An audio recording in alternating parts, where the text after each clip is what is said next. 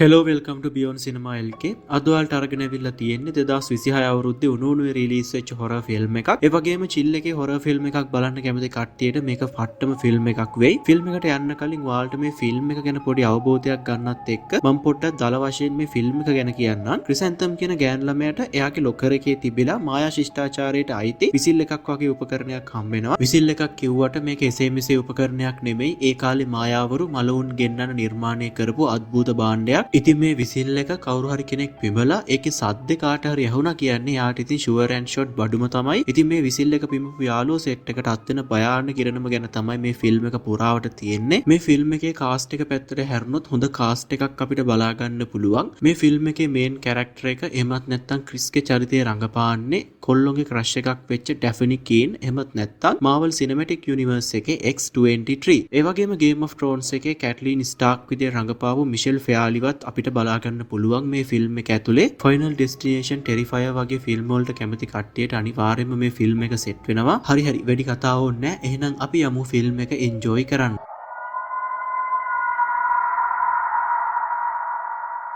Film එක පටන් ගද්දී අපිට පෙන්නනවා බාස්කට්බෝල් ටීම් එකක් මැච් එකක් වින් කරලයි කියලා. මේගොල්ලෝ පෙලින්ටන් හයි කියන ඉස්කෝලේ බාස්කට්බෝල් ටීම් එක. මේ ඉස්කෝලේ නම් විශේෂයෙන්ම කිව්වේ මේ ඉස්කෝලේ වටේට තමයි අපේ කතාව ගෙතෙන්නේ. පේන විදිහට මේ කට්ටියට පට්ටම සතුටුයි වගේ මේගොල්ලෝ උඩ පැනලා කෑ ගහලා එයාලගේ ජයග්‍රහණය සමරනවා. හැබැයි මේ ටීම් එකේ එක ප්ලේයර් කෙනෙක් වෙච්ච මේසන් රේමෝර් එහෙමත් නැත්නම් එයාව හෝස් කියලා තමයි සාමාන්‍යයෙන් කණ්ඩායමේ කට්ටිය හඳුන්වන්නේ. එයා බය වෙලා වගේ චේන්ජින් රූම් එකට දුවගෙන යනවා. පේන විදිහට පොර මොකක් හරි දෙයකට සෑහෙන්න බය වෙලා වගේ පේන්නේ. ඩයල් එක කොච්චර බය වෙලාද කිව්වොත් මිනිහාගේ අතේ මයිල් කෙලින් වෙන තරමට මිනිහා බය වෙලා ඉන්නේ.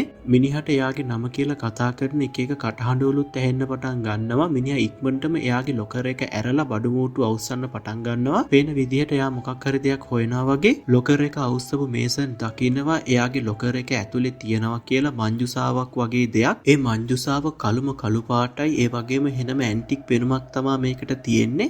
ඒ වගේම එක කැටයන් කොටලා තියෙනවා මේ මංජුසාවේ. පොර මංජුසාව බිමින් තියෙනවා. ඒ වගේම ළඟ තියෙන ඩම්බල් එකක් අරගන්නවා. පොර මේ මංජුසාව කුඩු කරන්න වගේ හදන්නේ. ඩයල් එක මේ වෙලාවේ දකින්නවා ගිනි කසය වගේ කකුල් දෙකක් තියෙන පොරක් මිනිහාගේ පැත්තට එනවයි කියලා. ඉතින් මේ මිනිස්සයා මේසන්ගේ පැත්තට ලං වෙන්න මේසන්ගේ බය ඩබල් ට්‍රිබල් වෙනවා. ඉතින් මේසන් ඉක්මනටම තමන්ගේ අතේ තියෙන ඩම්බල් එකෙන් අර මංජුසාව කුඩු පට්ටම් කරලා දානවා. මේසන්ගේ පැත්තට ආපු අද්භූත එකා මොකා වුණත් අර මංජුසාවත් එක්ක මොකක් හරි සම්බන්ධයක් ඇතින එකට ඊළඟ සීන් එකේදී අපිට පෙන්නනවා මේසන් තවර කැටට වෙලා ඉන්නවා කියලා. ඒ වගේම එයාගේ යාළුවා ඩීන් කියනවා ඔබ පැයක් විතර ඕගස්ට්ලා මොනවා කරනවද පැලවෙන්නේ නැතුව ඉක්මනට එළියට වරෙන් කියලා. ෂවර් එක යටට වෙලා ඉන්න මේසන්ට ආපහු සැරයක් මොකක් හරි දෙයක් එයාගේ පැත්තට එනවා වගේ ඇහෙනවා. ඒ වගේම පල්ලෙහැ බලපු මේසන් නෝටිස් කරනවා මොකක් හරි කළු පාට ද්‍රාවණයක් දිය වෙලා යනවායි කියලා. මේසන් එකපාරටම පිටිපස්ස හැරිලා බලනවා. මේසන් දකිනවා අර ගිනි කසය වගේ පොර මිනිහාගේ පිටිපස්සටලා ඉන්නවයි කියලා. මේසන් කෑ ගහන්න හදනවත් එක්කම අර ගිනි කසය වගේ පොර මිනිහාගේ අත මේසන්ගේ කට ඇතුළට දානවා. මේසන් මරලතෝනි දීලා කෑ ගහන්න පටන් ගන්නවා. මේසන්ගේ ලතෝනිය ඇහිච්ච එයාගේ යාළුවෝ ෂවර් එක ගාවට දුවගෙන එනවා. එයාලා එතකොට දකිනවා මේසන් ගිනි ගන්නවයි කියලා. මේසන් කොච්චර තරුණ විදියට ගිනි ගන්නවද කියලා කිව්වොත් පෙට්‍රල් බෝලි දෙක තුනක් එයාගේ ඇඟට හල්ලා ගිනි තියලා වගේ තමයි පේන්නේ. ඉතින් හෝස් එහෙමත් නැත්තම් මේසන් මෙතනදීම අවසන් ගමන් යනවා. ඒත් එක්කම අපිට මේ ෆිල්ම් එකේ ඉන්ට්‍රෝ එක පෙන්නනවා. හෝස්ගේ මරණයෙන් පස්සේ දැන් මාස 6ක් විතර ගත වෙලා කියලා අපිට පෙන්නනවා. අපේ කතානායිකාව ක්‍රිසැන්තම් ජනේලයක් උඩට වෙලා චිත්‍රයක් අඳින ගමන් ඉන්නවා. ඒ වගේම එයා මේ ටවුන් එකට අලුතෙන් තමයි ඇවිල්ලා තියෙන්නේ. එයා දැන් නැවතිලා ඉන්නේ එයාගේ ඥාති සහෝදරයා වෙච්ච රේල්ගේ ගෙදර. මම මෙතන ඉඳලා අපේ කතාවේ හීරෝගේ නම කෙටි කරලා ක්‍රිස් කියලා එයාට කතා කරන්නම්. ඉතින් ක්‍රිස් ජනේලෙ උඩට වෙලා ඉන්නකොට එයාගේ කසින් ඩීන් දොර අරගෙන එනවා. ඇත්තටම දොර අරගෙන කිව්වට මිනිහා දොර කඩාගෙන තමයි ඇතුළට එන්නේ. එකපාරටම ගැසිලා ගියපු ක්‍රිස් කියනවා හරකෙක් වගේ දොර කඩාගෙන නැතුව පොඩ්ඩක් තට්ටු කරලා ඇතුළට එනවාකෝ කියලා. ඉතින් මෙතනදී ක්‍රිස් සමාව ගන්නවා. ඒ වගේම එයා කියනවා පරක්කු වෙන්නේ නැතුව ඉක්මනට පහලට එන්න. මොකද අද තමයි ඔයා ටවුන් එකේ ඉස්කෝලේට යන පළවෙනි දවස කියලා. ඊළඟට අපිට පෙන්නනවා පෙලින්ටන් හයි ස්කූල් එක. ඉතින් ඉස්කෝලේ ඇතුළට ක්‍රිස්ව එක්කගෙන ගියපු රෙල් එයාගේ ක්‍රෂ් එක වෙච්ච ග්‍රේස්ව පෙන්නනවා. හැබැයි මේ වෙලාවේ ක්‍රිස්ගේ ඇහැ යන්නේ ග්‍රේස්ට නෙමෙයි එයාගේ යාළුවා වෙච්ච එලීට. ඉතින් ක්‍රිස්ට එලී ගැන පොඩි ඉන්ට්‍රස්ට් එකක් ඇති වෙලාද කොහෙද ක්‍රිස් ටිකක් වෙලා එලී දිහා දිහා බලාගෙනම ඉන්නවා. ඉතින් ක්‍රිස්ට හම්බෙච්ච ලොකර් එකේ ගහලා තියෙනවා හෝස් කියලා. ඒ කියන්නේ එයාට හම්බෙලා තියෙන්නේ අර පිච්චිලා මිය ගියපු හෝස් එහෙමත් නැත්නම් මේසන්ගේ ලොකර් එක. ඉතින් මෙතෙන්ට රෙල්ගේ යාළුවෝ සෙට් එක එනවා ක්‍රිස්ව අඳුරගන්න. ඉතින් මෙතනින් එක්කෙනෙක් වෙච්ච ඩීන් අහනවා ඔයා නේද අර ඩ්‍රග් සීන් එකක් හින්දා ඔයාගේ තාත්තටත් මැරෙන්න සිද්ධ වෙච්ච කෙල්ල කියලා. මේ වෙලාවේ මෙතෙන්ට ආපු එලි කියනවා ඩීන්ට එයාගේ යාළුවටයි කටවා ගන්න කියලා. ඒ වගේම එයා කියනවා අපි හරියට සිද්ධිය දන්නේ නැතුව කෙනෙක්ට චෝදනා කරන්න බෑ කියලා. ඇත්තටම ඩ්‍රග් සීන් එකක් හින්දා තමයි එලිට අලුත් ටවුන් එකකට එන්න සිද්ධ වුනේ. ඉතින් අපි හරියටම කතාව ඉස්සරහට බලමු මොකද වුනේ කියලා. ඉතින් බෙල් කරන්න ඔන්න මෙන්න තියෙන හින්දා හැමෝම එයාලගේ ක්ලාස් රූම් වලට යනවා. ඉතින් මේ වෙලාවේ එලි ක්‍රිස් ළඟට ඇවිල්ලා කියනවා එයාලගේ යාළුවෝ කියපු දෙයට සමා වෙන්න කියලා. ඉතින් මෙතනදී ක්‍රිස් නම් කියන්නේ එයාලා කියපු දේ කිසිම වැරැද්දක් නැහැ කියලා. ඉතින් ක්‍රිස් එයාගේ ලොකර් එක ඕපන් කරනවත් එක්කම ලට්ට ගොඩක් බිමට වැටෙනවා. ඉතින් මෙතනදී එලි අහනවා මං ඔයාට උදව් වෙන්නද මේවා අස් කරන්න කියලා. ඉතින් මෙතනදී ක්‍රිස් නම් කියන්නේ මට තනියෙන් මේක කරගන්න පුළුවන් කියලා. ඉතින් ක්‍රිස් උදේ වෙච්ච දේට පොඩ්ඩක් අවුල් වෙලා ඉන්නේ. ඉතින් එලිට මේක තේරෙනවා. එයා ක්‍රිස්ටත් බායි කියලා මෙතනින් යනවා. ඉතින් ලොකර් එකෙන් බිමට වැටිච්ච ලට්ට ටික ආපහු සැරයක් ලොකර් එකට දානකොට ක්‍රිස් දකිනවා අර කැටයන් කරපු කළු පාට මංජුසාව එයාගේ ලොකර් එකේ තියෙනවා කියලා. ඉතින් ක්‍රිස් මේක අතට අරගෙන ඕපන් කරලා බලනවා. එයා දකිනවා මිනි ඔලුවක් කැටයම් කරපු මොකක් හරි අමුතු දෙයක් මේක ඇතුලේ තියෙනවා කියලා. ඉතින් ක්‍රිස් මේක අතට අරගන්නවා. මේකේ පෙනුම හරියට නිකන් හක් ගෙඩියක් වගේ. ඉතින් ක්‍රිස් මේක අනිත් පැත්ත හරවලා පිඹින්න හදනකොට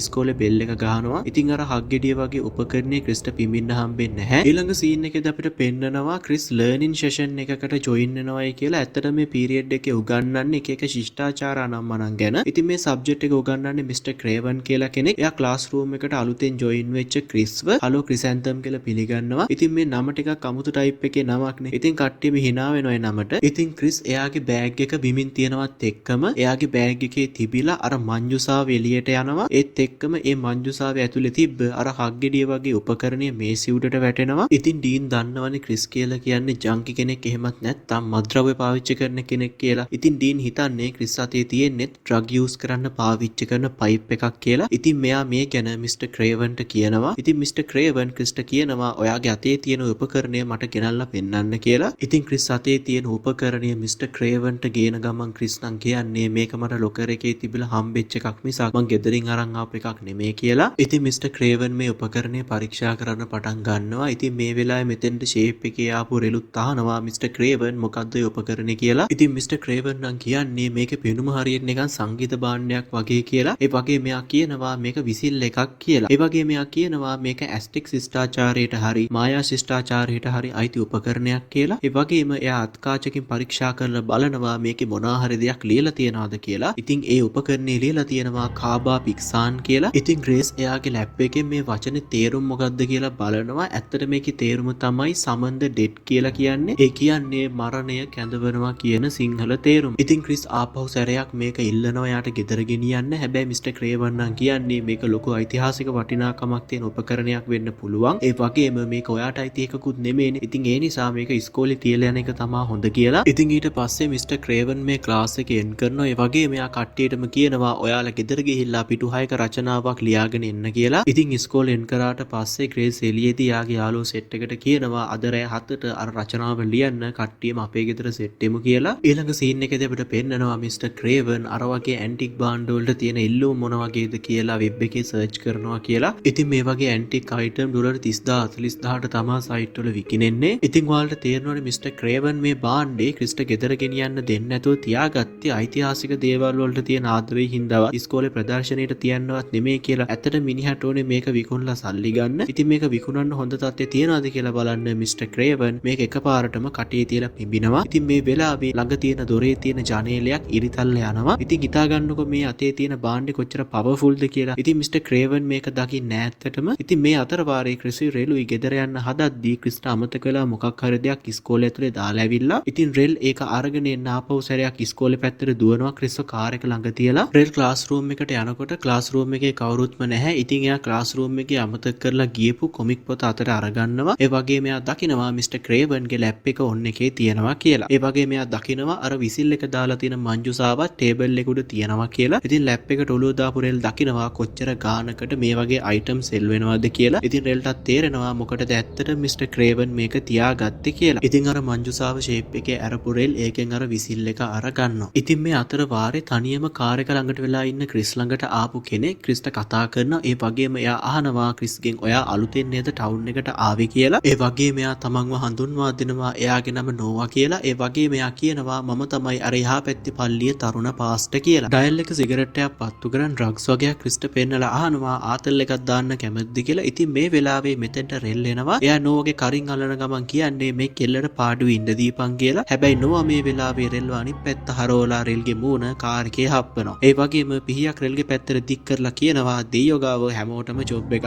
තියෙනවා කියලා. ඒ වගේම මිනිහා කියනවා මම උත්සාහ කරේ අවශ්‍යතාවයක් තියෙන කෙනෙක්ට සේවාව සපයන්න විතරයි කියලා. සමහර විට ඩයල් එකේ හිතනවා ඇති එහෙම කරාම ස්වර්ග යන්න පුළුවන් කියලා. ඉතින් කොහොම වෙතත් මිනිහා මෙතනින් යනවා. හැබැයි රෙල්ගේ මූණ නම් සෑහෙන්න තුවාල වෙලා. ඊළඟ සීන් එකේදී අපිට පෙන්වන්නේ මිස්ටර් ක්‍රේවන් වැකේෂන් එකකට හොඳ ප්ලේස් එකක් තෝරන ගමන් ඉන්නවා කියලා. ඉතින් මිස්ටර් ක්‍රේවන් අර මංජුසා වැල්ලා බලනවා. හැබැයි එයා දකිනවා විසිල් එක මිසින් වෙලා කියලා. ඉතින් ඩයල් එක ටිකක් කලබල වෙනවා. එයා හැමතැනම හොයන්න පටන් ගන්නවා කොහොමේ විසිල් එක කියලා. ඊළඟ සීන් එකේදී අපිට පෙන්වන්නේ කට්ටිය ග්‍රේස්ලා ගෙදර සෙට් වෙලා කියලා. ඒ වගේම රෙල් මෙතනදී කට්ටියට පෙන්නනවා එයා අර විසිල් එක මිස්ටර් ක්‍රේවන්ගෙන් ඉස්සුවා කියලා. අපි පොඩ්ඩක් ඔළුව දාලා බලමු මිස්ටර් ක්‍රේවන් මේ වෙලාවේ මොකද කරන්නේ කියලා. අපිට පේනවා මිස්ටර් ක්‍රේවන් සිගරට් එකක් බොන ගමන් කල්පනා කරනවා කියලා මොකක්ද අර විසිල් එකට ඇත්තටම උනේ කියලා. මේ වෙලාවේ මිස්ටර් ක්‍රේවන්ට එළියෙන් සද්දයක් ඇහෙනවා. ඉතින් එළියෙන් ඇහෙන මේ 아무තු සද්දේ මොකක්ද කියලා බලන්න මිස්ටර් ක්‍රේවන් එයාගේ සිගරට් එක නිමලා ලොකර් එක ඇතුළට දානවා. අපිට පෙන්නනවා මිස්ටර් ක්‍රේවන් බීපු සිගරට් කොට 500ක් විතර එයාගේ ලොකර් එක ඇතුලේ තියෙනවා. මේ බොන සිගරට් කැටියේ හැටියට මිනිහා මේ මාළි ජීවත් වෙලා ඉන්න එක පුදුමයි නේද? ඉතින් කොහොම හරි මිස්ටර් ක්‍රේවන් එළියට ගිහිල්ලා බලනවා මොකද්ද මේ ඇහිච්ච සද්දේ කියලා. ඉතින් එයා දකිනවා ඉස්කෝලේ ඇතුලේ අමුතු මිනිස්සෙක් හිටගෙන ඉන්නවයි කියලා. ඉතින් මිස්ටර් ක්‍රේවන්ට පේන මේ මිනිස්යාගේ පෙනුමත් නිකන් හරියට ඉස්පිරිතාලෙකින් පැනලා ආපු කෙනෙක් වගේ. ඉතින් මිස්ටර් ක්‍රේවන් මේ මිනිස්යාට කියනවා මම සිකියුරිටි එකට කතා කරන්න කලින් වහාම මෙතනින් පිට වෙලා යන්න කියලා. ඉතින් මිස්ටර් ක්‍රේවන් ටිකක් බය වෙලා වගේ තමා මේ මිනිස්යා දිහා බලාගෙන ඉන්නේ මොකද මෙයාට තියෙන අමුතු පෙනුම නිසා. ඉතින් මේ වෙලාවේ ක්ලීනින් සර්විස් එකේ කෙනෙක් ඇවිල්ලා මිස්ටර් ක්‍රේවන්ට අත තියෙනවා. ඉතින් මිස්ටර් ක්‍රේවන් එකපාරටම ගැසිලා යනවා. ඉතින් ක්ලීනින් සර්විස් එකේ කෙනා අහනවා ඔයා හොඳින්ද මිස්ටර් ක්‍රේවන් කියලා. ඉතින් එයා කියනවා මේ දවස්වල පොඩ්ඩක් මගේ ඔළුව අවුල් වගේ කියලා. ඉතින් මිස්ටර් ක්‍රේවන් මෙතනින් යනකම් ඉඳලා ඒ මිනිස්සයා මිස්ටර් ක්‍රේවන්ට කතා කරනවා. ඒ වගේම මේ මිනිස්සයා කියනවා මිස්ටර් ක්‍රේවන්ට මම ඔයාගේ රහස ගැන දන්නවා හැබැයි මං ඒක කාටවත්ම කියන්නේ නැහැ කියලා. ඒ කියන්නේ මිස්ටර් ක්‍රේවන් ඉස්කෝලේ ඇතුලේ සිගරට් බොන එක මේ මිනිස්සයා දන්නවා කියන එක. ඉතින් මිස්ටර් ක්‍රේවන් ක්ලාස් රූම් එකට ගියාට පස්සේ යාගේ කටින් අමුතු විදිය කළු පාට දුමාරයක් පිට වෙන්න පටන් ගන්නවා. ඉතින් මිස්ටර් ක්‍රේවන් අනිත් පැත්ත හැරෙනවත් එක්කම එයා දකිනවා එයා අර කලින් දැකපු පුද්ගලයා හරිම භයානක විදිහට එයාගේ පිටිපස්සේ හිටගෙන ඉන්නවා කියලා. ඉතින් මේ මිනිස්සයාගේ ඇඟෙන් අමුතු ද්‍රාවණයකුත් පිට වෙනවා. ඉතින් මේ මිනිස්සයා එකපාරට මිස්ටර් ක්‍රේවන්ගේ ඇඟ ඇතුළට අත දානවා. මේ මත්බුත මිනිස්සයා මිස්ටර් ක්‍රේවන්ගේ පෙනහළු හයියෙන් තද කරන්න පටන් ගන්නවා. ඒත් එක්කම අපිට පෙන්නනවා මිස්ටර් ක්‍රේවන්ගේ කොණ්ඩේ හැම ඔක්කොම යන්න පටන් ගන්නවා කියලා එකපාරටම හරියට නිකන් මිස්ටර් ක්‍රේවන් තප්පර ගානකින් පිළිකා රෝගියෙක් බවට පත් වෙනවා වගේ. ඉතින් අපිට පෙන්නනවා මිස්ටර් ක්‍රේවන්ගේ ස්වරූපේ ටිකෙන් ටික එයාව අල්ලපු කෙනාගේ ස්වරූපේ බවට පත් වෙනවයි කියලා. ඉතින් මිස්ටර් ක්‍රේවන්ගේ කටිනුත් අර වගේම ද්‍රාවණයක් පිට වෙනවා. ඒත් එක්ක මිස්ටර් ක්‍රේවන් අවසන් ගමන් යනවා. මම ඔයාලට පොඩි දෙයක් මෙතනදී කියන්නම්. ඇත්තට මිස්ටර් ක්‍රේවන් මේ දැකපු අద్భుත මිනිස්සයත් මිස්ටර් ක්‍රේවන්ම තමයි. ඒ කියන්නේ මිස්ටර් ක්‍රේවන්ම තමයි මිස්ටර් ක්‍රේවන්ව මරලා දැම්මේ. හොහො පොඩ්ඩක් ඉන්න. මට තේරෙනවා ඔයාලට මං කියන දේ දැම්ම තේරෙන්නේ නැහැ කියලා. හැබැයි ඔයාලට ෆිල්ම් එක ඉස්සරහට යද්දී මං හරියටම පැහැදිලි කරලා දෙන්නම් මම මේ මොකක්ද කිව්වේ කියලා. ඊළඟට අපිට පෙන්වන්නේ ග්‍රේස් අර විසිල් එක එයාගේ අතේ තියාගෙන ඉන්නවයි කියලා. වෙන විදිහට මෙයා එක පිමින්න තමා හදන්නේ. හැබැයි ක්‍රිස් නම් වැඩි මේකට කැමති නෑ වගේ. එයා මෙතනින් හිමීට කැපෙන්න හදද්දි එලි මෙතෙන්ට දුවගෙන ඇවිල්ලා කියනවා ඔයා දැම්මම යන්න එපා තා චුට්ටක් වෙලා ඉන්නකෝ කියලා. මෙතනදී ක්‍රිස් නම් කියන්නේ එයාට අස් කරන්න දේවල් වගේක් තියෙනවා කියලා යන්න හදද්දිම ග්‍රේස් අර විසිල් එක පිමිනවා. ඒ විසිල් එකෙන් එන්නේ මාරම මූසල කන්ද කිරාගෙන යන සද්දයක්. ඉතින් කට්ටිය මෙයාලගේ කන්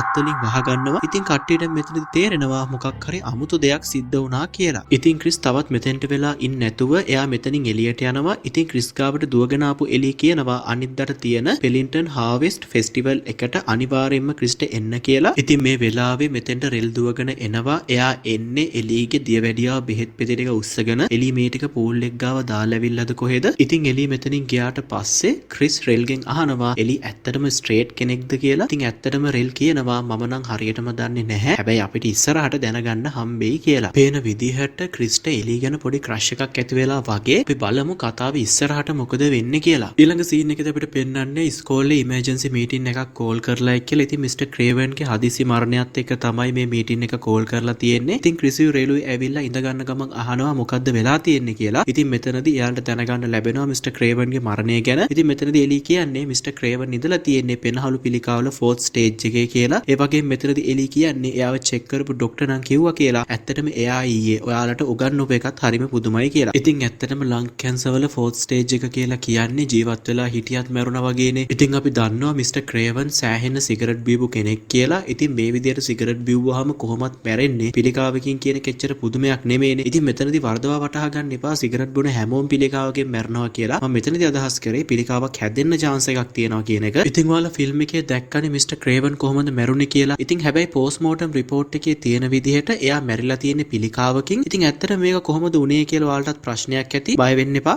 මං ඒ අවුල ඔයාලට ලිහලා දෙන්නම්. ඔයාලා කතාව chill එකේ බලාගෙන යන්න. ඉතින් මේ වෙලාවේ ක්‍රිස් එදා අමතක වෙලා ග්‍රේස්ලා ගෙදර දාලා ගියපු විසිල් එක ආපහු ක්‍රිස්ටම දෙනවා. ඉතින් මෙතනදී ඩීන් කියන්නේ ඔය මගුල විසි කරලා දාන්න. ඕක උච්චර හොඳ සෙල්ලම් බඩුවක් නෙමෙයි කියලා. ඉතින් මෙතනදී ක්‍රිස් අහනවා මේක මේසන් කියන කෙනාට අයිති වෙලා තිබ්බ දෙයක් නේද? අපි ආපහු සැරයක් මේක එයාගේ පවුලේ අයටම දුන්නොත් මොකද කියලා. ඉතින් මෙතනදී එළියේ අදහසට කැමති වෙනවා. ඒ වගේ මෙයා කියනවා මං ඔයාව එහෙට අරගෙන යන්නම් කියලා. ඉතින් ඒ අනුව එලි සහ ක්‍රිස් මේසන්ගේ ගෙදර ගිහිල්ලා කියලා අපිට පෙන්නනවා. ඉතින් ක්‍රිස් ගෙදර දොරට තට්ටු කරනකොට ඒක ඉබේටම ඇරෙනවා. ඒ කියන්නේ ගෙදර ලොක් කරලා නැහැ කියන එකනේ. ඉතින් මේ දෙන්න ගේ ඇතුළට ගිහිල්ලා ගෙදර කවුරුත් ඉන්නවද කියලා අහනවා. ඉතින් මේ වෙලාවේ මේසන්ගේ ආච්චි එහෙමත් නැත්නම් ඊවි මෙතෙන්ට එනවා. එයා එලීටයි ක්‍රිස්ටයි පෙන්නනවා එයාගේ ඇන්ටික් බඩු කලෙක්ෂන් එක. ඒ වගේම එයා කියනවා එයා ගාව තියෙනවා කියලා ලෝකෙ වටේම ඇවිදලා හොයාගත්ත එක එක ඇදහිලි ක්‍රම වලට අදාළ පෞරාණික භාණ්ඩ. ඒ වගේම අපිට පෙන්නනවා මෙයා කැන්සර් පේෂන්ට් කෙනෙක් කියලා. ඉතින් මේ වෙලාවේ ක්‍රිස් එයාගේ අතේ තියෙන අර විසිල් එක ඊවිට දෙනවා. ඒ වගේම මෙතනදී ක්‍රිස් කියනවා අපිට මේක හම්බුනේ ඔයාගේ මුණුබුරාගේ ලොකර් එකේ තිබිලා කියලා. හැබැයි මෙතනදී ඊවි නම් කියන්නේ ඔයාලා ඒක හොයාගත්තේ නැහැ. ඒක තමයි ඔයාලව හොයාගත්තේ කියලා. ඉතින් මෙතනදී ක්‍රිස් අහනවා ඕකේ කැටයම් කරලා තියෙන අකුරු වල තේරුම මරණය ගෙන්වීම නේද කියලා. හැබැයි මෙතනදී ඊවි කියන්නේ ඒකේ තේරුම මරණය ගෙන්වීම නෙමෙයි. ඒකේ තේරුම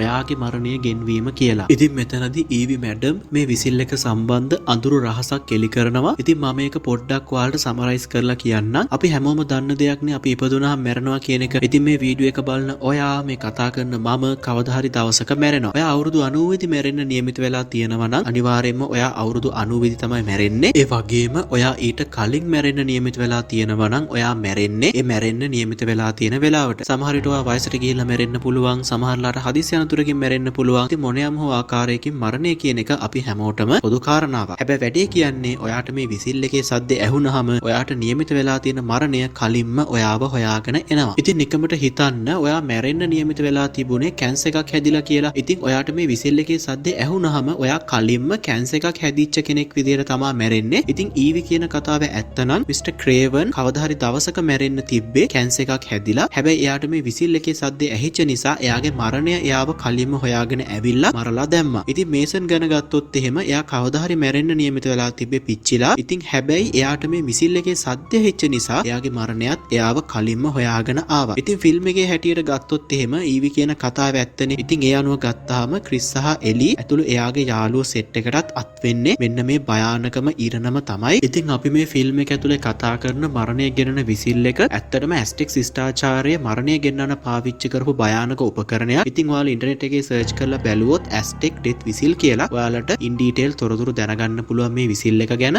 ඉතින් මැඩම් ඊවි කියපු කතාව ඇත්තනම් ඔයාලට තේරෙනවා ක්‍රිස් සහ යාගේ යාළුවන්ට අත් වෙන භයානක ඉරණම් මොකක්ද කියලා. ඉතින් අපි ෆිල්ම් එක ඉස්සරහට බලමු මොකක්ද වෙන්නේ කියලා. ඉතින් මිසිස් ඊවි මේ විසිල් එක ආපහු ක්‍රිස්ටම දෙනවා. මිසිස් ඊවිගේ ගෙදරින් එළියට බෑපු ක්‍රිස් සහ එලිය දෙන්න කතා වෙනවා. මැඩම් කියපු දේවල් කිසිම පදනමක් නැති බහුබූත කියලා. හැබැයි කාර් එකට නැගපු ක්‍රිස් එලිගෙන් එකපාරටම අහනවා මේසනුයි මිස්ටර් ක්‍රේවනුයි මැරෙන්න කලින් මේ විසිල් එක පාවිච්චි කරාද දන්නෙත් නෑ කියලා. සමහර විටක් මේ ගැන වැඩිපුර හොයලා බැලුවොත් හොඳයි කියලා මෙතනදී ක්‍රිස් කියනවා. ඇත්තට මිසිස් ඊවි කියපු දේවල් වල පොඩි හරි ඇත්තක් තියෙනවා කියලා ක්‍රිස්ට හිතෙනවා. ඒකයි යා ටිකක් මේ ගැන වැඩිපුර හොයමු කියලා කියන්නේ. ඉතින් එලි වැඩ කරන්නේ පෙලින්ටන් හයි හොස්පිටල් එකේ. මෙතනදී එලි කියනවා මට පුළුවන් මේසන් රේමෝගේ ඩෙත් රිපෝට් එක හොයාගන්න කියලා. ඉතින් ඒ අනුව ඒගොල්ලෝ හොස්පිටල් එකට යනවා රිපෝට් එක හොයන්න. හොස්පිටල් එකට යනවා කියලා කිව්වට ඇත්තට මේ දෙන්න හොරෙන් තමයි හොස්පිටල් එකට රින් ගන්නේ. මොකද එලියට ෂිෆ්ට් එක වෙලාවට ඇරෙන්න සාමාන්‍යයෙන් කෙනෙක්ගේ ඩෙත් රිපෝට් එකක් චෙක් කරන්න තහනම්. ඉතින් කොහොම හරි මේ ඩබලට පුළුවන් වෙනවා මේසන් රේමෝගේ ඩෙත් රිපෝට් එක හොයාගන්න. ඉතින් එලි මෙතනදී කියනවා එයාලට මේසන්ගේ ඩෙන්ටිටි එක අඳුරගන්න පුළුවන් වුණේ එයාගේ ඩෙන්ටල් රිපෝට් එකෙන් කියලා. ඒ කියන්නේ මේසන්ගේ බොඩි එක අඳුරගන්නවත් බැරි වෙන්නම් පිච්චිලා කියන එකනේ. ඉතින් මේගොල්ලෝ මේක චෙක් කරන ගමන් එද්දි මෙතෙන්ට ડોක්ටර් කෙනෙක් එනවා. ඉතින් මේ දෙන්න අර රිපෝට් එකේ පේජ් එකකුත් අරගෙන ෂේප් එකේ හැංගෙනවර ડોක්ටර්ට පේන්නේ නැති වෙන්න.